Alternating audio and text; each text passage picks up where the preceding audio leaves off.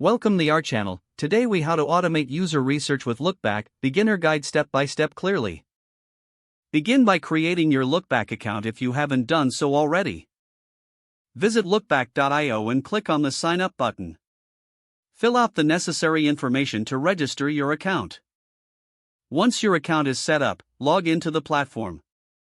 Start by exploring the Projects tab on your dashboard. Click on Create a new project to initiate your user research. Choose a project name that clearly reflects your research goals. Select the type of research you want to conduct, such as user interviews or usability tests. After defining your project, set up a testing link. Customize this link by adding your branding elements. Invite participants by sharing the testing link via email or social media. Gather a diverse group of users to get comprehensive insights. Schedule sessions by using the calendar feature in Lookback. During each session, record both video and audio to capture user interactions. Utilize the note-taking feature to jot down observations in real time. Use the tagging system to highlight important moments during the session.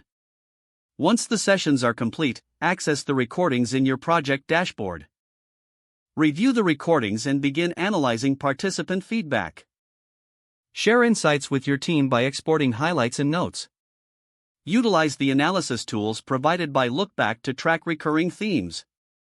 Set up automated reports to summarize your findings easily. Regularly check in on your project tab to keep everything organized. Use the feedback to make informed decisions on your product development. Continuously refine your user research process by engaging with the Lookback community for tips and best practices. If the page does not load, refresh the browser or try again in a private or incognito. Make sure you are using the correct email address, then retype it carefully to avoid small typos. If your password is not accepted, use the reset option and create a new strong password you can remember.